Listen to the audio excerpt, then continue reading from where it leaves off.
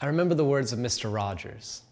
As children, we listened to this sweater-swapping, shoe-changing old man extend an unconditional invitation on the television. He asked, "Won't you be my neighbor?" And this recent memory sank into an open wound, as I have to laugh at the irony of the golden rule in my life. It is written, "Love your neighbor as yourself." But I forget this. I fear my neighbors and I'm scared to share myself. Every idea I get to initiate neighborly communication with these familiar strangers is paralyzed by pessimism, as I'm imagining a million things that they might be thinking about me.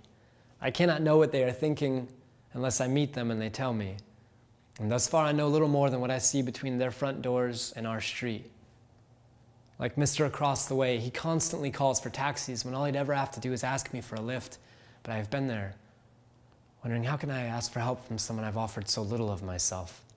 And better yet, why doesn't Mr. Across the Way call Mr. Downstairs to take him places, since he drives taxis to keep his family living here so near I hear their conversations coming through the ventilation into my room above, though we rarely exchange much face-to-face. We are so closely disconnected.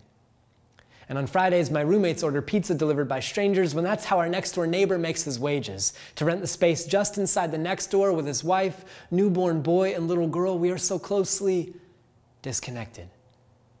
And all these close misconnections fail to set the broken bones in our closeted relational skeletons, whose divides require stitching of thread that does not have to come from our family ties. Maybe it's found laced into our neighbor's shoes, those I rarely consider standing in, though I daily retrace their steps. We all walk on top the same concrete block sidewalks, park our bikes and cars in the same lots, and navigate around the same puddles, bus routes, ugly carpet, and plumbing. We just don't think of each other as close. But we reside only meters from the places our neighbors lay down to sleep and awake to take their first breath in the morning. I'm sure if I thought more about it, I'd realize how vulnerable I am behind my walls inside my boxed-in shelter place when I'm lounging and napping, or showering and eyebrow tweezing, or grunting or farting, or praying or dancing, actions I'll do naturally when I'm alone. Not always so well in front of others. I'm not always publicizing my private life, just mostly wishing I weren't the only one in it. Sometimes I wish I could be mutually woven into another person's consideration.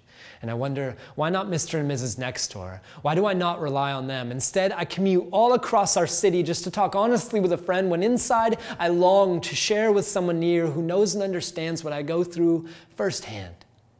I hate residing and hiding, fearing exposure, presuming I know what everyone around me might be thinking about me, but my apartment space is too often vacant, surrounded by too many acquaintances, and I hate knowing them as strangers, but I'd love to become friends, and my personal space is vacant, surrounded by acquaintances. And I'm through with knowing strangers. I'm asking, won't you be my neighbor?